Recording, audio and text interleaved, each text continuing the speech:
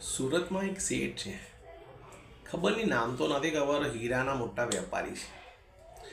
એ દર સાલ દિવાળીમાં બધાને ગિફ્ટ આપે, ગાડીઓ આપે, ગાડીઓ જૂના માણસોને ગાડીઓ આપે.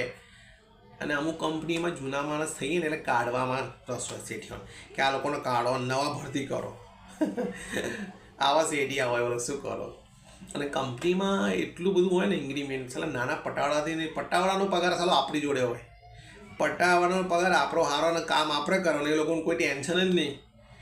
શેઠ ભાવ આપણને ખકડાવે કે એવી નાની અમથી ભૂલો શેઠ ખકડાઈ નાખે. આમ પટાવાળો બિંદાસ એનો પગાર બી આપણી જોડે માન 4,000 નીચે હોય આપણાથી, હાઈ લેવલ ઉપર હોય પગાર. સુરતના એક શેઠ છે, નામ તો નથી કરું, તમે સુરતની વાત કરતો હતો. બિચારા આખા સ્ટાફને એટલા બધા પૈસા આપે ને, દિવાળીમાં ગિફ્ટ આપે, નોકરી ત્યાં કરવાની ઈચ્છા થાય. અને આપણે અત્યારના શેઠિયા તો ગમે એટલું કમાઈને ચલાવો, ગમે એટલું, તો બી કંજૂસ ને કંજૂસ. એમના માટે તો રૂપિયા ફૂલ વાપરે, પણ બીજાને આપવા માટે ના આપે. 5 પૈસા આપે ને તો બી હિસાબ માગે.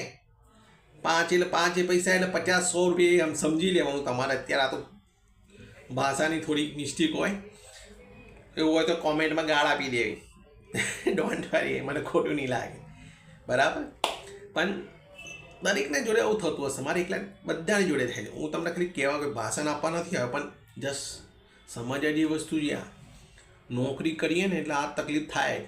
ધંધા જોડે આપણે પૈસા નથી, ધંધો કરો પણ પૈસા નથી. ધંધો કંઈક ઉધારી લઈને કે લોન લઈને ધંધો ના કરાય. લોકો જે ભીખ માંગી જવાનું, જો ભૂલે છો સંબંધી જોડે માગી ગયા તો પતી ગયું. તમને 500 વાર સંભળાવશે કે ભાઈ મેં તને પૈસા આપ્યા, તેનું શું. આપણા ઘરે આવશે સંબંધીઓ ત્યાં કે બીજા આગળ સંબંધીઓ એને બી જેમ કહેશે કે મેં પેલા ફલાણા પેલા રાજુભાઈને પૈસા આપ્યા.